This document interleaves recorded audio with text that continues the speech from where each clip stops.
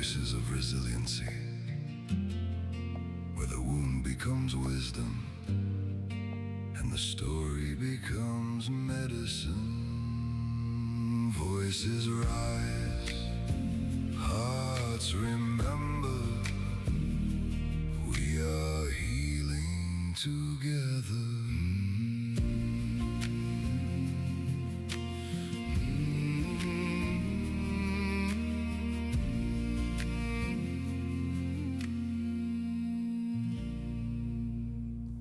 Good morning, everyone. Welcome back to Voices of Resiliency with my co-host here, Michael Pellegrino. I'm Chris Pace. How are you, Michael? Doing great. It's good to see you, buddy. Great to be here. Are you excited about today's episode? I know I certainly am. Let's talk about this new guest that we have today, my favorite person who, I can't get too excited about this one, so I've got to just keep it down. But this is Dr. Dan Hulsey, who saved my life and gave me back my ability to move and freely walk, talk, breathe, just about everything, actually. I think he just kind of fixed it all in a matter of moments. And so we're very excited to have him. He's a good buddy of ours now, too. And Dr. Dan, how are you this morning? Doing awesome, guys. Welcome I could to the not show. be more excited to be here. So thank you very much for having me. Fantastic, Dan. Yes. All right. Great to have you on our turf this time instead of always in your correct. place. I mean, I'm always over there being a patient. Today you get to have you in and we get to hear your story. So tell us about you. Tell us your backstory and how you became this life-saving doctor that you've, miracle worker, as Michael likes to call it, although he's been put on restrictions. I still struggle to view, myself that way. I'm still a normal guy. I'm still a grunt and a soldier at heart. But, this really was... it was a necessity, right? It was solution-based. I struggled when I got out of the military with multiple physical injuries and, the same mental, emotional baggage that most of us carry when we do get out. And regardless of combat and trauma, just the transition alone, right? Going from one lifestyle and one set of rules to another, that is a tough transition. And most of our soldiers, brothers and sisters, we have physical ailments that unfortunately the veteran community and the traditional medical model are trying to fix with chemical solutions. And one of the big aha moments that I had on my own journey was that you cannot fix a structural problem with chemical solutions, right? So let that sit in. And unfortunately, we see a lot of these Band-Aid style treatments in the VA. And, I was a perfect example. I was 22 years old on 7 different medications. And, those veterans that are out there watching right now and listening, you've had the same cocktail, right? You were on trazodone for a sleep tranquilizer, tramadol for pain. You were on gabapentin for nerve pain and anxiety, antidepressants, maybe an Adderall to help bring you up because you were down. And you're laughing because this is the same cocktail that everyone gets. Stereotypical, yeah. I've had that same concoction, I guess. Bro, I was a shell of a human. I was 22 and I was unwell, right? And all of my symptoms were being masked. And, the nervous system's ability to communicate, you need to feel pain. You need to understand and allow that body to communicate to you so you can find a solution. And through my own journey, finding this technology that we're going to talk about today, it was that solution and not just another holistic Band-Aid, not just a feel-good, twist, pop, crack. It's something more lasting that is truly getting to the root cause of the problem. And, as we go through more of the science, it will make a lot of sense. There's a reason why they teach anatomy and physiology together, because anatomy is the structure, physiology is the function. When you lose structure, function diminishes. Conversely, when you fix structure, function improves drastically. And so the real goal is, how do we deliver an adjustment that is customized and specialized enough to each individual person, and then remove the human error and variables to where that one adjustment has the ability to hold and last anywhere from 3 months up to 2 years. It's this compounded healing effect and the longevity of maintaining brain-body communication, optimized blood flow, a balanced muscular system supporting the spine. This is how the body heals, right? Sure. And so when I had that aha moment, it was like, oh my goodness. We sent mom, dad, aunt, uncle, grandma, grandpa, friends. I sent my family there right away. We sent everyone, man, and the same results, regardless whether they were coming in for migraines, sciatica, vertigo, a shoulder issue, a hip issue. It didn't matter. Because we were targeting brainstem and because the brainstem controls everything, you have the ability to hack that system and solve problems at a root level. And for some of us, it's the only option. With the Chiari malformation that I have in my head, I can't go to a typical chiropractor to be adjusted for the safety precautions. 100%. So finding you was absolutely just miraculous in and of itself, because it's, like you said, safe. It takes the human error out of play. Right. And it works really well. Well, and that really region, man, is very different from the rest of the spine. And so, you know, for those that aren't tracking what we're talking about here, we focus on the Atlas bone, which is the very first bone. Not only does it support the weight of the skull, this 14-pound bowling ball, but it also protects and regulates brainstem and all the healthy amount of oxygenated blood going to and from the head, as well as the vagus nerve, which is truly our body's ability to control the rest and digest side of the nervous system. Now, this Atlas bone and this complex that protects brainstem, the anatomy, the shape, and the structure of the bones there are very different from the remainder of the spine. All the other vertebrae have a disc above or below. You've heard of herniations, you've heard of bulges. The Atlas bone does not have a disc above and below. So not only is it the most vulnerable bone in the spine, but it also happens to protect the most vital structures. Foundationally, we have to start there. Otherwise, you're just giving nice, holistic, feel-good Band-Aids, and then you find these chiros that, all right, Mike, I'm gonna see you 4 times a week for the next 6 months. And it's like, wait a minute, that's great for the doc. That's not so great for the patient or the client. And don't get me wrong, I'm not sitting here bashing chiros. Traditional chiropractor, it does work. With that said, we're looking for something that's more efficient for the client and patient, whether it be a civilian or a veteran, right? We all have a spine. Trauma is trauma. The spine doesn't know any different. Unless you're spineless. Unless you're spineless.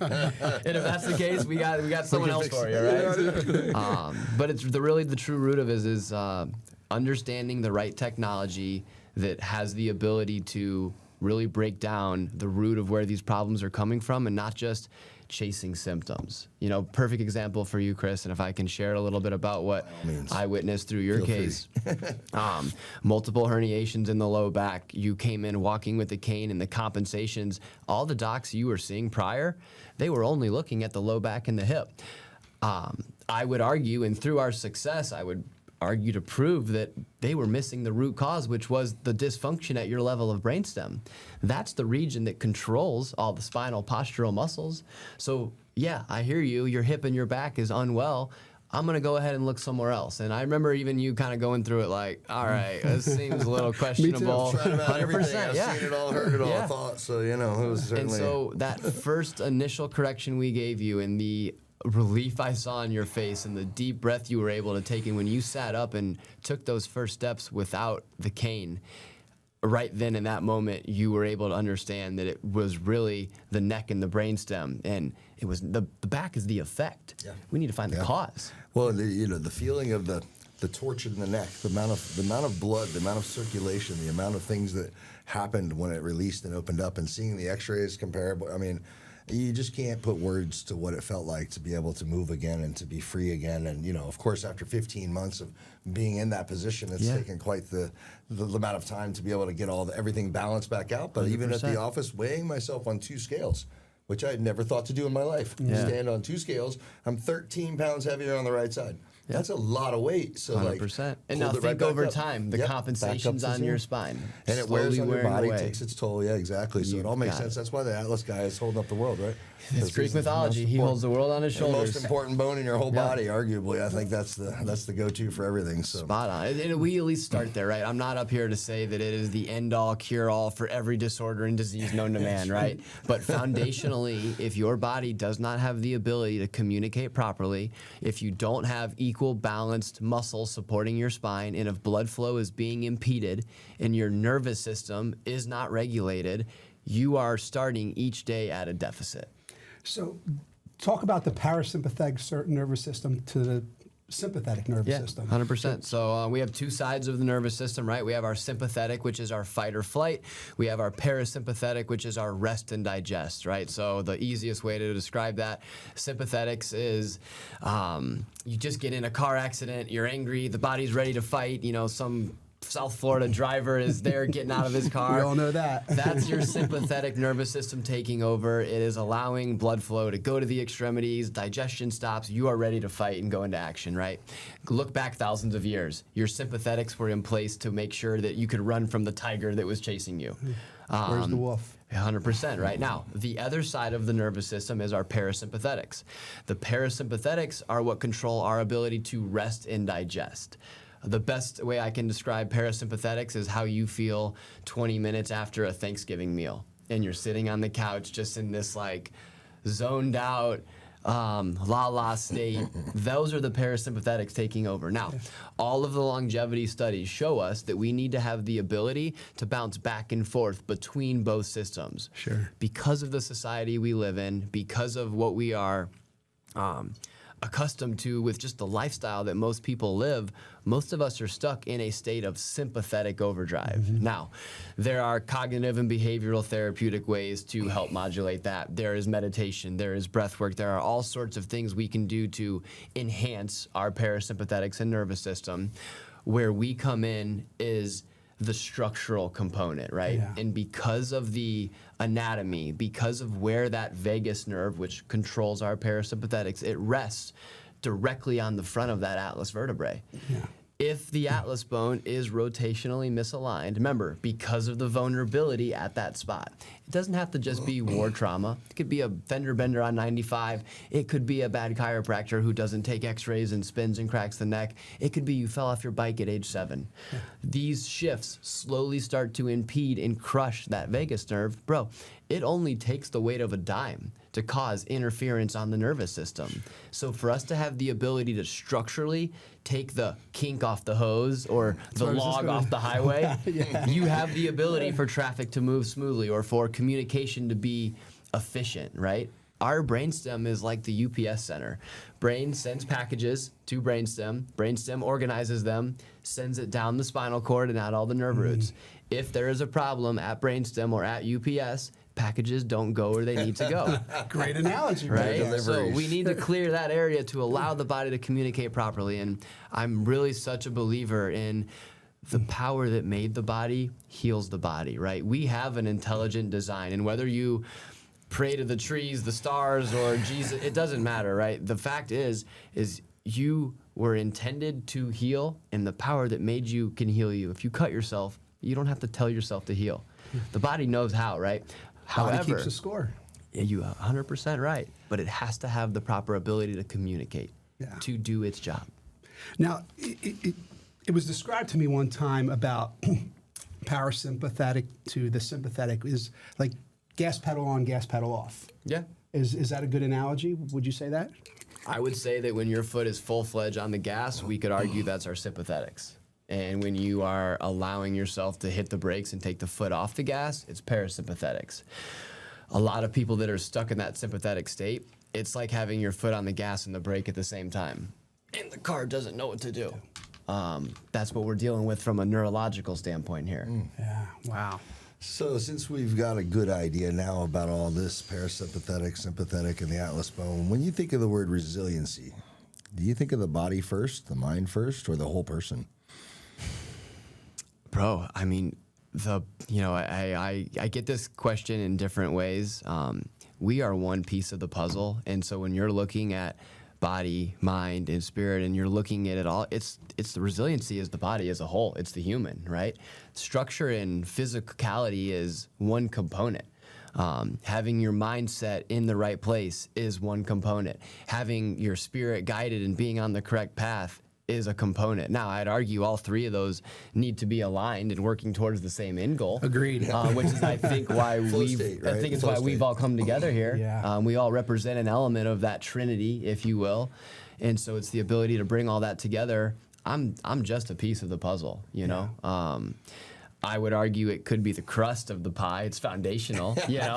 However, we all could argue the same thing, right? But at the end of the day, it takes a village, man, and it takes a team, and we really need to rely more on the interdisciplinary approach where we have professionals and experts in their fields, and we work and come together. Absolutely, that's the goal. Yeah. As we talked about before, if everyone doesn't know, we talked about the fact that Michael has spent the majority of his life working in the mental mind field, and Dan obviously body, and myself soul. So between the three of us, we had the mind, body, soul connection of all three, and thought that would be a great roundtable discussion. And here we are.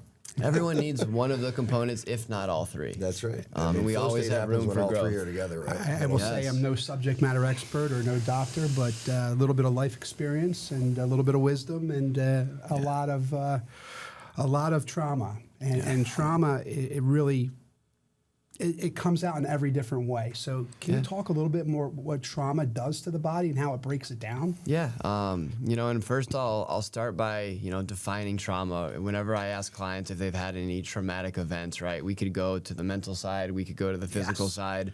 I think a lot of people, when they hear that word, they think big trauma, so let's call it big T trauma. Big T, little t. Hitting an IED, that's more like big T trauma, right? Totally big T. Constantly going out on patrol, being in that alert, hypervigilant state, but then nothing happening. That is an accumulation of small t trauma, right? A mother constantly berating a child, small t, right? Flying through a windshield or having some level of sexual abuse, big T trauma, right? So we have to understand that trauma comes in many different shapes and sizes. Yes. And I think a lot of people underestimate how much stress can truly impact the physical side of the body. And the more I'm learning as a clinician, not just the physical side of the body, but the soul, the mind.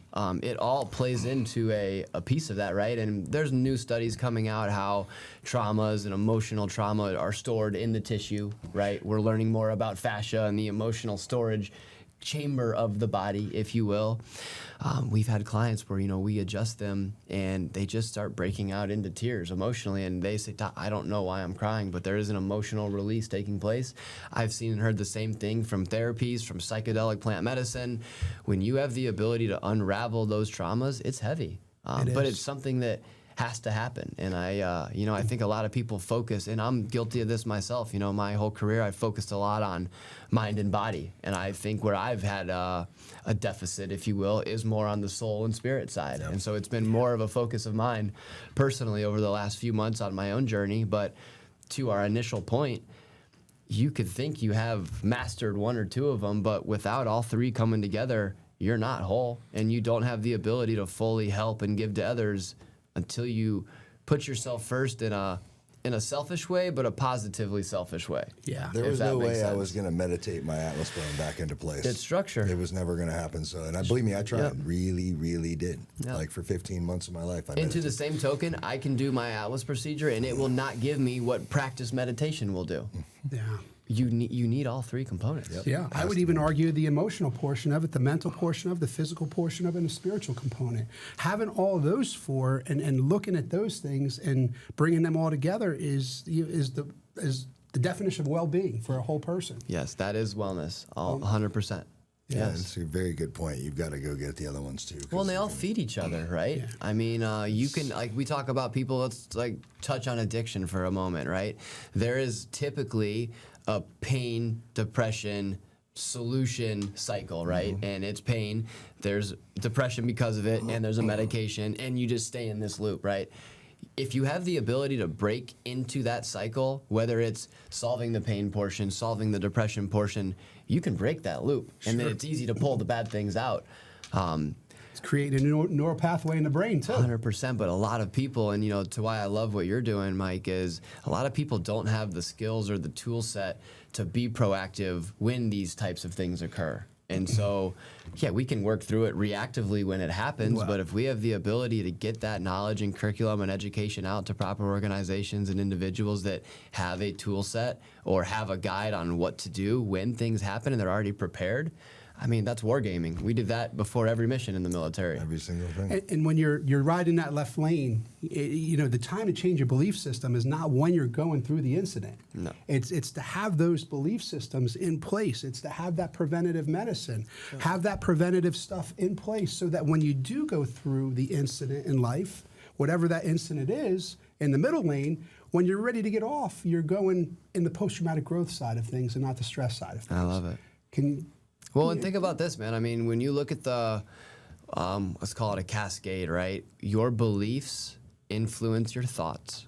your thoughts influence your actions. No doubt. So if you're trying to change actions or habits, it's not enough to just think differently, right? No. You have to go one level before that, and you have to change the belief system, and that requires some level of curriculum or education to rewire or reprogram how our beliefs are, which now influence new thoughts, which now help lead to new positive actions or coping mechanisms or whatever it may be. When you do the same thing over and over again and expect a different result, what do we call that? Insanity, Insanity. baby. That's it. It's creating that. Can't change a behavior without changing a belief. That's it. So talking about stress, let's talk about how it shows up in the body physically. What does stress look like in somebody's body? Like, I know for me, it was something that crippled me and shut me down completely because it wasn't just stress; it was also trauma. Yep. But when you add the level of stress, what's that look like in just an everyday? Man, and the nervous system goes into more of a heightened state, right? So when we are dealing with more stress, and so, I'll talk in my realm right now, at least on the structural side of the coin, what I commonly see with clients that have these Atlas misalignments is there's some element of anxiety and depression sprinkled in there. There's some element of sleep irritability, or maybe your threshold for stress isn't as high as it could be. Maybe you're one of those individuals that go from 0 to 100 real quick. Again, it's the inability for those parasympathetics or that vagus nerve to activate. Stress will exacerbate and amplify physical ailments. And, I think that really became apparent to me, 7-8 years after the military. I didn't realize how much the stress was wrecking the body. And, I'm constantly searching for these physical solutions. And until I really got a hold of the stress and understood the root and started changing those beliefs, without even making physical changes, physical ailments and symptoms started to subside. And, something completely unrelated to structure, but on the realm of stress, I had a real toxic girlfriend at one point, knew that things weren't going well, lying to myself, right? Like the life I was living wasn't matching the internal dialogue that I knew was happening. Stress was killing me, man. My stomach was off. To the point to where I went and got a colonoscopy because I'm like, something's not right. Everything came back perfect, right? Nothing was wrong. I broke up with her. 2 weeks later, every single one of those symptoms was gone.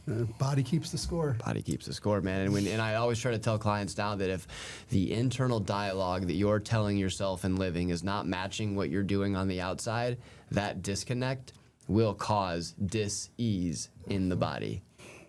It's that, what do we call that, internal voice that just constantly we're listening to. Yeah, and it's the true one. Yeah. It might not be the one that you fully are honest with the spouse or fully honest with your employer or sometimes even with yourself, but the real quiet voice that you try not to listen to, it's the one that knows the truth, and it knows where you're at. Cricket. It's the one that's scary because who do we talk to the most in our lives? Yep.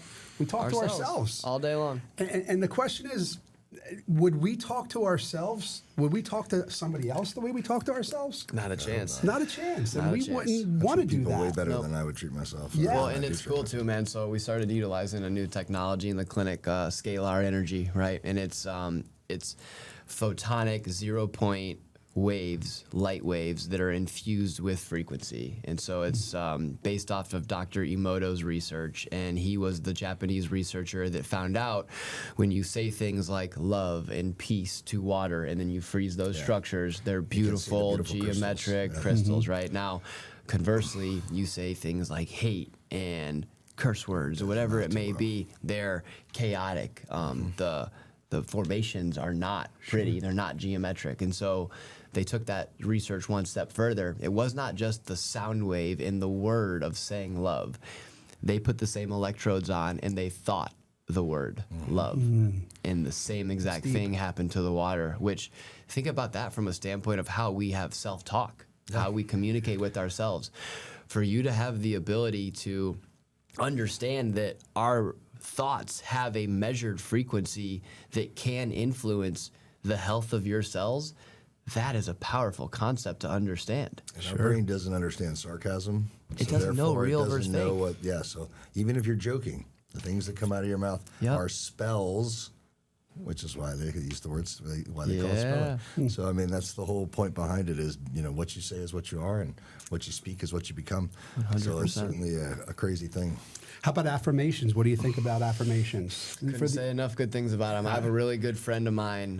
His name's Dale, and he's a real good donor and supporter of our nonprofit mission, PriVet Care. And he was the first one that really gave me these packs, and they're called like shower affirmations, but they're different packs that like have different categories, right? One for anxiety, one for self-love, one for boundaries, one for whatever it may be, right? And so you have a stack of these cards, and you get them wet in the shower, and you slap them on the wall. So I got 7 or 8 of these affirmations just like floating around the shower. And it's it's positive programming. What, like you said, what you put in as your programming is what comes out. Input equals output, right? And it's the same thing when you start arguing the studies that talk about a child who listens to classical music versus rap, and then you do memory tests, or you start to really see there is frequencies infused in these musics, right? That are doing good and bad for individuals. It's no different. 100%. Big with frequency, obviously. Making music, I use frequency as a architecture of, designing music that heals you while you're listening to it, as opposed to tearing you apart or dumbing you down. But I mean, I love it. It's the only thing we can't control is what we hear. So therefore, hopefully people are listening to Voices of Resiliency, because this is a good one to listen to. That's it. It's all about that positive, putting positive. It's why do our minds over 80% of the time go to the negative? Yeah. I think it's. I mean, and here's the thing. I don't want to. Safety, comfort. Protection. Yeah, I'd also would argue indoctrination. I think you find more negative stories on the news than you do positive stories. Yeah. I think that. And without getting too deep down the conspiracy and those rabbit holes, I just do think that what's being pumped out in society isn't necessarily the most beneficial, right? And I think it's up to us as individuals and taking responsibility of our life and of our path and of our families to make sure that not only they're protected and shielded from the negative, but you're making a conscious effort to program through positivity. And whether it be the shows you watch, the music you listen to, the way you meditate, the people you surround yourself with, it all adds in. Influence, yeah. Sphere of influence. Circle of influence all day. Every day. And that goes smaller and smaller every day for me. I know that I don't want to be in that negative downward spiral. Yeah. And I have to catch myself intentionally all the time because I start going down that spiral. Yeah. And then I have to really rely on the tools, my board of directors, my personal board of directors, my, gratitude, and all these other little tools to be able to catch myself and be able to hit that pause button. Yeah. Life isn't easy, man. Life's hard, but that's why it's so rewarding. That's why it's so beautiful. We make it very difficult. I got an analogy. I think we make it a lot more complicated than it really is. Please, I love to hear this. This is one of my favorite Mike quotes. Please. I will say life is simple. Yeah. It's people who make it complicated. That's right. It's when you get people in there and their different beliefs, and that's all good. It makes the world go round. But if you think about it constantly over and over again, it's that complication. It's why do we go down that negative path? Why do we keep going there? Well, and I'm gonna cut you off real quick, and I'm gonna quote one of my good buddies and mentors, Mike Pellegrino. It's not. It is what it is. It is what you make it. Absolutely, that's what we call. I feel like we've all had that. We have to change the perspective. One of the things that drive me crazy the most, it just drives when a meteorologist says it's partly cloudy. What does partly cloudy mean? It's programming. He's not wrong. He's not wrong. Glass half full, glass half empty. But it's partly sunny. It is. It is also partly sunny. Yeah. It's just they don't say it that way. I mean, it's that negative connotation because our minds go right to the and not to say clouds are not pretty, but I'd rather hear partly sunny than partly cloudy. No, but it keeps people in a state of a more victim mentality and a more of a programming that we'll just people who are afraid tend to follow the rules and tend to follow what they're told to do because fear drives you into a submission.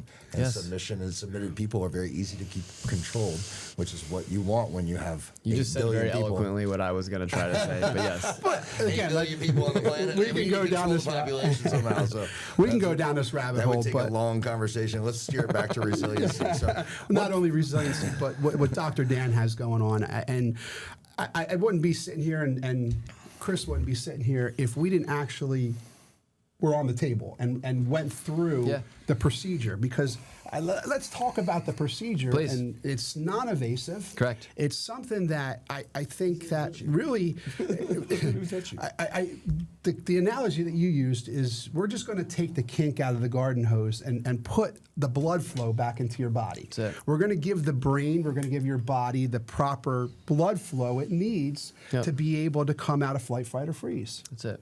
And That's kind of important. I think it's very important. I think that, talk about, you have one of 10 tables in the world? Yeah, so Dr. Stan Pierce Jr. was one of the individuals. He was my mentor and the one that really helped, put me into this position that we're at here with the skill set to be able to do this. It's 1% of chiropractors are upper cervical chiropractors, meaning they focus on that Atlas complex, the bone protecting brainstem. Out of that 1%, there's roughly another 1% of that 1% that utilizes these percussive sound wave instruments, right? Yes. There are, I want to say, 12 now of these 3-axis percussive sound wave tables across the world. We are very fortunate to have one right here in South Florida, which is also why we have 20-30% of our clientele fly in for care. We've now had individuals fly in from over 6 different continents, 23 countries. Yeah, it's amazing. Because of the longevity of holding, but also we aren't doing the old school neck twisting and cracking. And again, not that it doesn't have its relevance, but I had a veteran in there this morning that literally told me, "Doc, I didn't even almost show up to this appointment because a chiropractor almost killed me. And after getting my neck twisted and cracked, I can't even move my arm anymore." And that's not like that for all, but it's the reason why we're using the advanced technologies. It's also the reason why we're one of the few chiropractic techniques that does have published studies with Harvard Medical and the orthopedic journals. When you can follow an evidence-based protocol and go through a system and set of checklists, you can get a duplicatable outcome for the client. Yes. So we know ahead of time, before that client is receiving the procedure, we have the ability to determine if they're even a candidate for the care. Are we going to be able to help you or not? You'll take a look at the reviews when you're done here. There's over 240 5-star only reviews. Yeah. We only want to take a case if we know we're going to be able to have the ability to hit that home run. 1, I want to protect our reputation, but 2, I don't want to waste your time and your money. I've been down that road. Sure. I did the 3 times a week for months. I did the traditional aspects of it. And yeah, sure, I felt better. I had some relief. But after 3 days, I had to go back and do it again and do it again. And so for us, it's not just about twisting and cracking. It's, hey, let's actually put this client through a spinal engineering software. Let's run through 23 different epigenetic asymmetries, which is a fancy way of saying how their bones develop, how they misalign with trauma. We take those degree-specific coordinates, put it into a percussive sound wave device. The sound wave device does not touch you, like you said, Kris. Yeah. It's about 1/8 of an inch away from the skin, and it delivers a frequency impulse that does ever so slightly move that atlas bone back to the proper position. I've been able to adjust a 5-week-old baby on that table, and I've been able to adjust a 97-year-old woman that had 2 cervical neck fusions riddled with osteopenia that no one would touch. And 2 people right at this table right here have done it. One with the Chiari malformation, which is 100%. And people would argue, don't ever go see a chiro. And I would argue, not a traditional one. You're not wrong. No. Our percussive device, it does not have enough force to cause ligament laxity or a stroke or a pop. You're only hearing that pop when you take a joint outside of normal ranges of motion. Our device has the ability to accurately align it within normal ranges of motion. This is how you keep someone safe, but it's also the accuracy that gives the longevity of this alignment holding. The holding is where healing comes from. Sure. You do not heal from getting twisted and cracked. Nope. You heal from maintaining brain-body communication, proper balance, musculature supporting the spine and the discs, and optimized blood flow in a nervous system that is regulated. That is how the body heals. Now, fortunately for us, that bone that we correct and find misalignments in, it regulates all 4. So it's the most bang for the buck. Sure. And it saves the client the most amount of time, and it's the safest procedure they can do to get those kind of lasting results. Which I think one thing you said one time that made a lot of sense to me and really kind of connected with me was I think people mostly believe chiropractors are bone doctors who adjust bones, but you're not. You're nervous system doctors. Correct. And that's what people don't realize. We got thrown into that box back in the 80s. The American Medical Association, saw the healing that was taking place, and it's hard to profit when you solve a problem. I would argue, and all the business consultants told me when I set up my business, they said, Doc, you're gonna struggle. You're a chiropractor. You need a model where you could see them over and over again. How else are you gonna make the money? I argued and believed to my core that if you just do very good, efficient work, and instead of locking someone in for 6 months, but you just do a hell of a good job in 4 to 6 weeks, they will go around and they will tell everyone. Sure. And I should profit by serving the masses, not from nickel and diming you until you burn out. Well, think about healthcare. If I can treat you for a lifetime, why would I want to cure you? I don't think these docs have malicious intent. No. I think that the system is set up poorly. That's what I think. I don't think doctors are malicious. I don't think they want to do harm. By the system, so they're educated by the system. And to the same extent, you give a chiro a neck, he wants to crack it. You give a surgeon a body, he wants to cut it. You do what you're trained to do where you know how to solve a problem. My argument is we should look at foundational elements that can be solved with the most non-invasive procedures first. And then there's a time and a place for surgery. There's a time and a place for medicine. If you're having a heart attack, Mike, don't call me. You need to go somewhere else, brother. You know what I'm saying? Call 911, brother. Don't call me. Okay. So there's a time and a place. Man, I'm looking at these X-rays of my that you sent me from when I was in to see you, and it's just absolutely mind-boggling to look at the difference in the positioning of my head, which I thought was straight. Yeah, you're obviously. neutral. Yeah, mine neutral, and I mean to see what happens afterwards, and to look back on the X-ray and to think about, wow, that was that far away from being even remotely centered or balanced, and so it was like the amount of effort my body was putting into being day to day. Well, and you were fighting your own body, man. And here's the thing I always tell clients is like, this is not a, what's the word I'm looking for? This is not a substitute for physical therapy or for meditation or for exercising. If anything, this procedure boosts everything else you're doing, and it allows your body not to be fighting itself neurologically. And so when you talk about a lady I had with sciatica and a bad hip, she came to see me last week. All the doctors keep looking at her hip. They adjust the hip. Well, we identified that because her neck was out of alignment, the brainstem was actually causing more stimulation to go down only one side of the body. And it's a very common theme we see with clients with an Atlas misalignment. One leg shorter than the other, one side of the back posture muscles are way tighter than the other, one shoulder's a little weaker, one side of the neck's a little more swollen. They were only looking at her hip and adjusting her low back without getting rid of those underlying neurological contractions. As soon as she left and drove home, the spasm or the contraction just pulled the hip right back out. So I said, hey, I'm not opposed to working on your hip and back. It's about order of operations. Let's fix the neck. Let's clear those neurological spasms. Dude, by the time she saw me for the follow-up, before I even worked on her back, she was 70% better. Yeah. This woman's 69 years old. I mean, it's not like she was 20 and young and able to heal. I mean, it was her body had the ability to heal, but she was in a bad fender bender 3 years ago. And weirdly enough, after whiplash, about 6 months later, that's when her back pain started. Yeah. Go figure. Yeah. No, you told me the same thing when I came in. You were like, this is going to help a lot, but we're going to still look at your back and we're still going to make adjustments because your body's locked up in certain positions that we got to fix. And so, the healing begins when you get back home and you're really trying to bring your life back to normal and putting in the work. But man, today, hopefully everybody got a lot of information because I know we want to stay on schedule so we can make it to your big grand opening this evening. Yes. No, tonight. We don't want to be late. Yeah, tonight? Yes, the 5 to 8 p.m., 1332 North Federal Highway in Pompano Beach. Brand new facility. We have physical therapy on one side, full functional turf, 2 awesome D1 athletes. Dr. Casey and Dr. Ali are over there with Movement Method.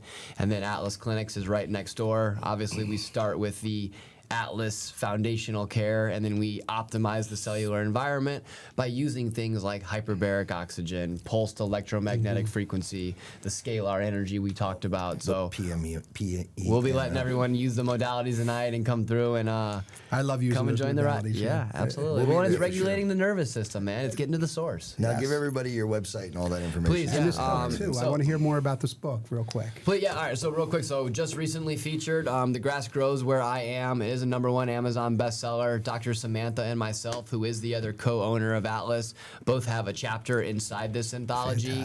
I want to say there's 15 or 16 different authors that are all different elements of healthcare.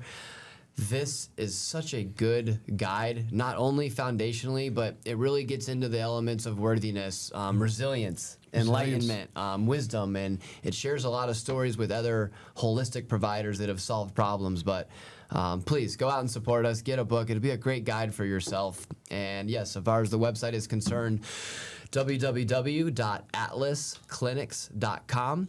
You can find us on Instagram, Facebook. It's at Atlas Clinics Pompano.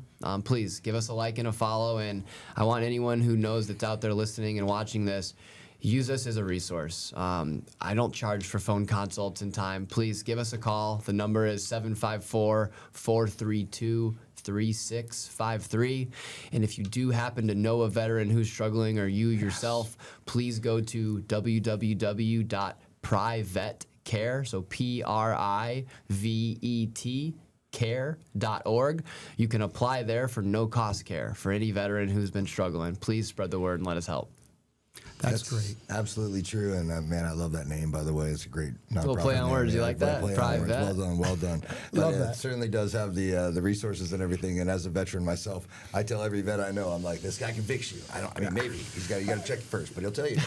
Well, you know, Hey, we've got a T-shirt for you as well. Yeah. Don't forget, we need Yeah, to we're give gonna him his get- T-shirt over here. Yeah. Absolutely. We'll give Dr. Dan his T-shirt. And I just want to thank you, Dr. Dan. thank you for having me. Not only for for everything that you do for the community and also for vets and for everyone, but thanks for being a friend. No, thank you, brother. First and Congratulations on the new foremost. space. I'm Yeah. excited to see it. Thank you very much. I'm Excited excited to about have you that. there. No, I'm excited for this partnership, guys. We're gonna be able to help a lot of people, and this has been needing to happen for a long time. I'm glad we could pull the trigger. It's fine.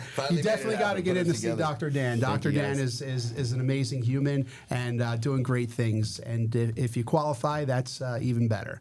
So you never know how one line of your story can rewrite somebody else's story. So that's why we do what we do here at Voices of Resiliency. Thank you very much. Until next episode. Remember, life gives you the moment, but your response writes the story. Catch it, pause, reframe. This is Voices of Resiliency.